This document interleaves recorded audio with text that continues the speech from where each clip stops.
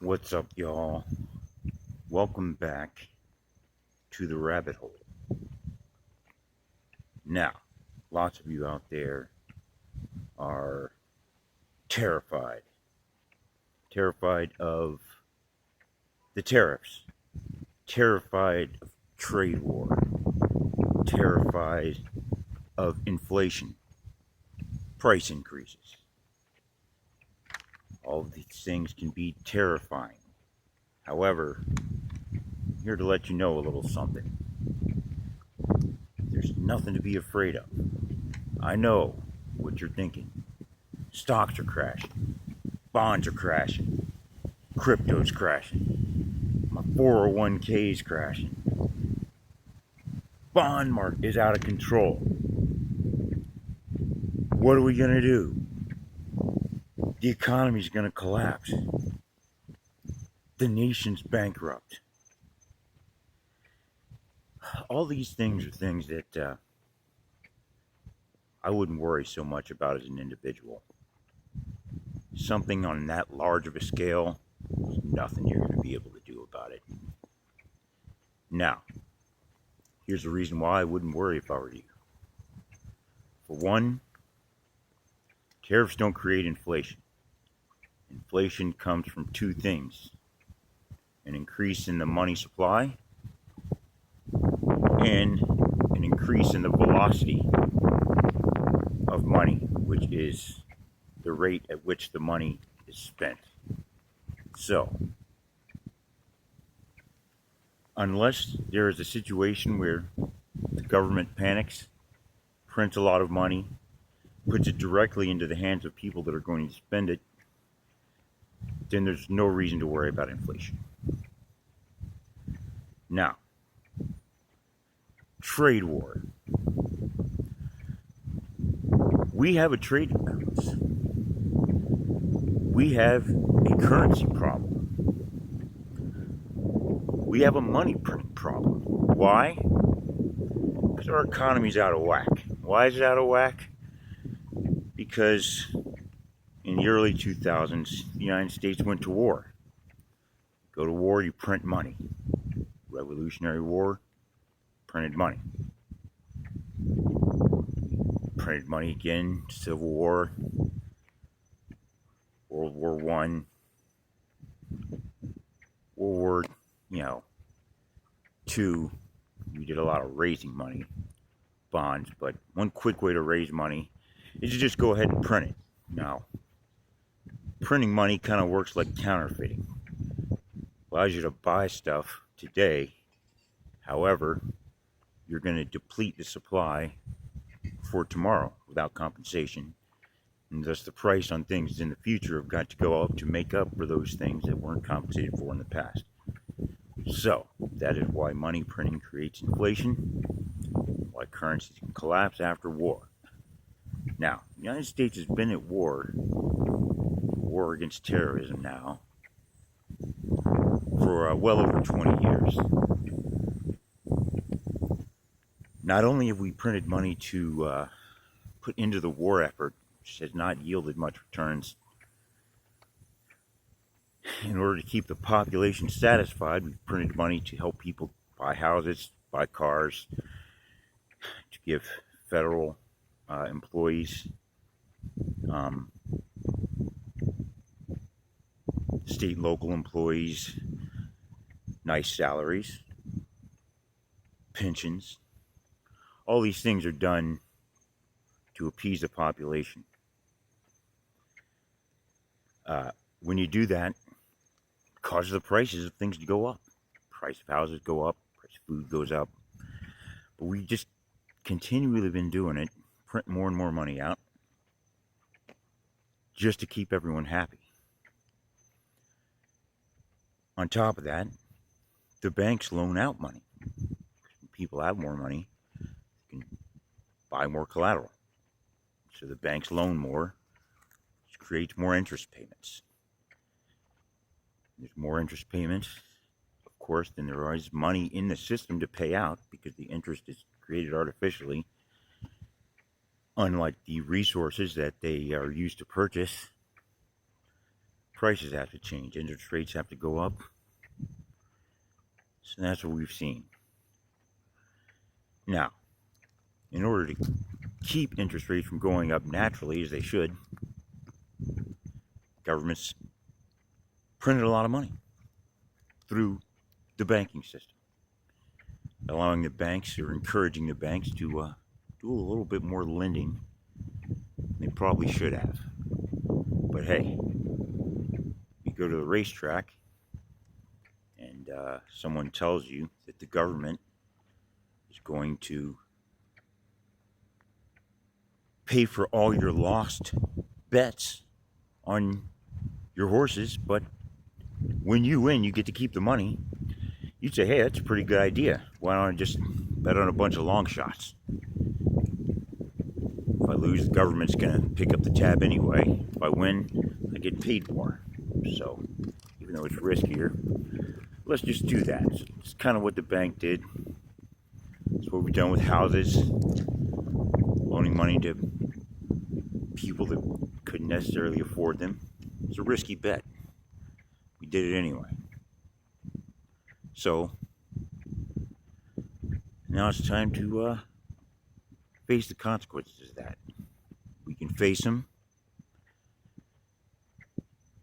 hunker down, cut our expenses, find new ways to create money, which is providing goods and services to the economy today, not in the future. That's what we could do. Or we could print more money. Print more money. You can create the illusion that everything's okay. But you're going to punish the lowest end of the working class by doing this, because they're the ones that have the largest percentage increase to their expenses when money is artificially created. So you create a downward spiral of putting more people in poverty, which are then going to cause you to print more money, and so on and so forth until the society or the currency collapses. While America's on this path, I wouldn't worry about it too much. Here's why. We've got a lot of experience and we've got a team of people that are on top of it. They're looking into it. We call these people the plunge protection team. Now, I don't know who all is on the plunge protection team. If I had to guess, be people like Warren Buffett, Jamie Dimon, Elon Musk, people with a lot of money. Because here's what happens. When the credibility runs out and stocks are crashing, bonds are crashing, other nations don't want to hold U.S. debt, they're selling off the bonds. We have all these rich Americans, like Warren Buffett, for example, that can step in and support the bond market, keep the rates from going too high by purchasing bonds themselves. And Warren Buffett sitting on record cash. Jamie Dimon, CEO, J.P. Morgan Chase, sitting on a record amount of cash. Elon Musk, world's richest man, sitting on a record amount of cash. Now, these guys have studied history, and they know that before banks got too wild and out of control,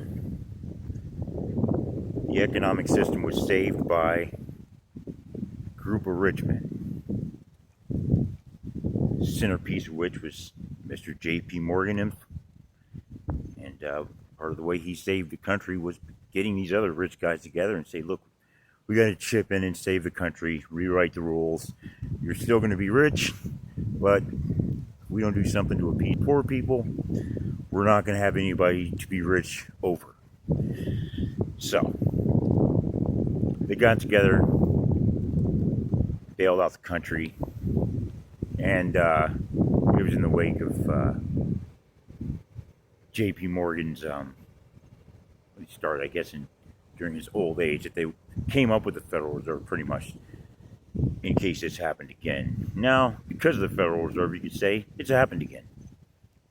We've printed way too much again, become way too over-levered again. And I think people like Jamie Dimon, who runs J.P. Morgan's company, one of the branches of which, many of which are still around today, Morgan Stanley's another one, J.P. Morgan Chase is the major subsidiary of J.P. Morgan's original company. He knows what's going on. They didn't put Jamie Dimon in charge of that bank for no reason. Several years back, Warren Buffett, the Oracle of Omaha, he knows what's going on. Elon Musk, he's running the Doge thing, trying to do what he can there, but they know what's going on. They're watching the bond market. So, I wouldn't worry about that. Worry about your own finances. Let this hurricane play out. Because to quote Jamie Dimon, this is a hurricane. We have an economic hurricane. We spent too much. Everything's out of whack. Gave too much money to some people. Didn't give enough to other people. That's why essentially planned economies don't work very well. It's really hard for one person or one group or one board of people to decide how much money to print, who to give it to, and how much to give it to them, and when to give it to them, and what the effects of that's going to be on the overall economy. So that's why America's strength was to not have centrally planned economies, ground up economy, let the local banks do their thing. Sometimes they mess up, they fail, it doesn't bring down the whole system. However, the path we're on, we're going to have to let this one play out. This war on terror thing is still an ongoing thing.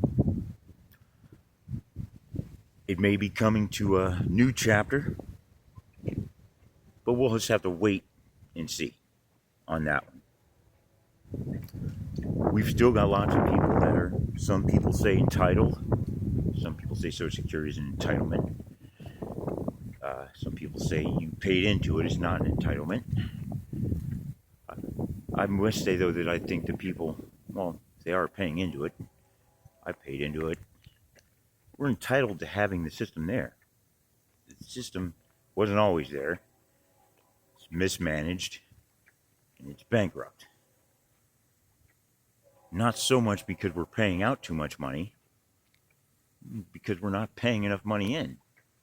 And those of you that are paying a lot of money into Social Security, I feel you. It's not your fault, though. Because we've outsourced so many jobs, kept wages low, American wages low, there's not enough money to pay into the system to make up for all the people that are on Social Security. Because as we know, Chinese citizens don't pay into the Social Security system. So when we send all the jobs to China or to Europe or to anywhere else in Southeast Asia, the Middle East, those dollars aren't coming back to pay Social Security. But yeah, we got to pay the Social Security back out. Now, there is a big kerfuffle, as you could say, with what happens to the money once it goes overseas. But it eventually it ends up back in bonds. But that's why we end up having to print that money back out to cover the Social Security, because it's not enough there being taken in by U.S. citizens. And in the meanwhile, U.S. citizens are on the decline because not making enough money, not to keep up with the expenses. Just look at the price of gold. Beginning of this war on terror, gold was $400 an ounce. Now we're around $3,200 and rising, because there's no end in sight to this spending problem we have. So gold will continue to show the price, and the gold to silver ratio will continue to represent the wealth gap and the depletion of the middle class. You can look at your gold to copper ratio to show you how far down the poor have fallen. However, what can you do about it? Control your own finances. Control what you have coming in, what you have coming out, and find new ways to make money. You can cut money all you want to. Lots of people will say that. You're not really going to make yourself rich by cutting out Starbucks. It's a lot more to it than that. You have to find ways to help other people. The more people you help, the more money you can make. There's other ways to make money, but that helping people way thing is that way's been around for pretty much all of time, and it always works. So if you're having trouble coming up on some money, find some people to help. That is my advice for you on that one. Now,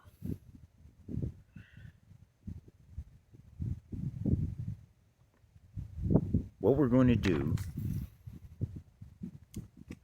coming up soon is take a look at what happened to Gen Z.